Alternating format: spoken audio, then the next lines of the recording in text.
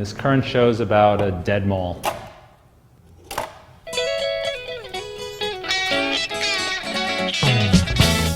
For 45 years, I've been photographing abandoned places, trying to figure out what they mean, what happened when it was alive. New York City doesn't have any ruins anymore, they all got developed. But New Jersey always has them. Drummers, bombers, and Indians in the summer with a teenage diplomat.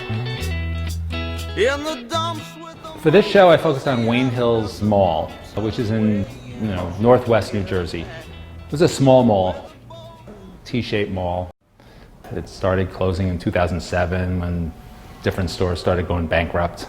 In 2014, it closed permanently, and then they started demolition earlier this year. Malls killed main streets. Now Amazon is killing the mall. I grew up in New Milford in Bergen County, within 5 miles of 4 different malls. And as a kid in high school, you couldn't wait till you get your driver's license. This mall happened to be built in 1973, which is when I started my senior in high school. I just got my driver's license. And where were you going to go? You're going to go to the mall.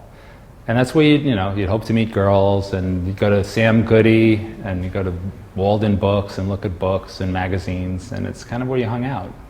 It's funny, that era, because they really skyrocketed in the 70s and 80s, just took off.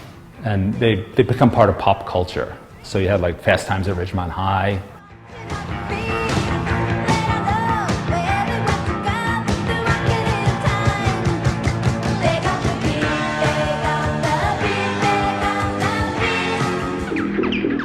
Day of the Dead was a zombie movie in a mall. What are they doing? Why do they come here? Some kind of instinct, memory, what they used to do. This was an important place in their lives. The Stranger Things last season took place in a mall. romantic time with my girlfriend. They reproduced the mall perfectly. That era of, I don't know, it seems innocent now.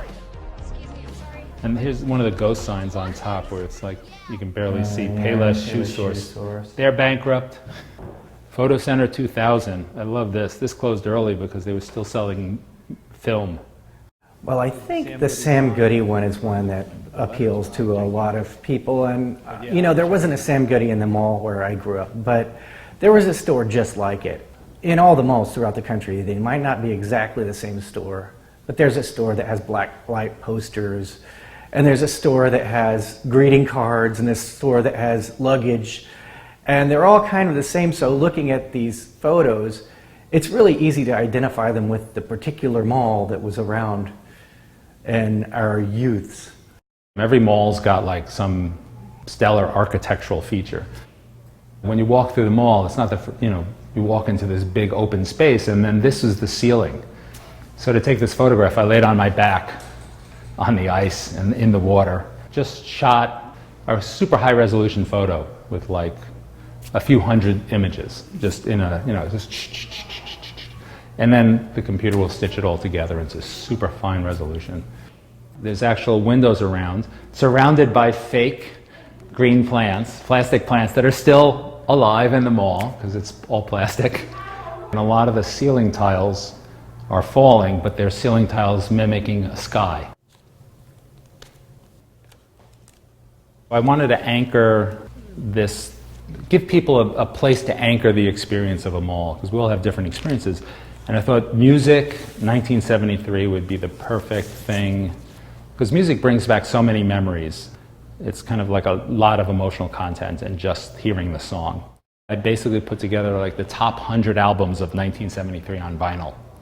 So they're here in the gallery, and then you're welcome to take one out and put it on this record player, this old vintage record player that was my wife's record player, this orange peel record player from 1972.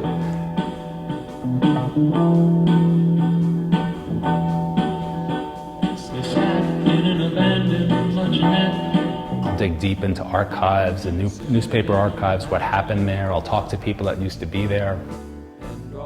I feel like I'm one step ahead of the wrecking ball. There's something in one of these places, it outlived its usefulness in some way, and then it's going to be gone.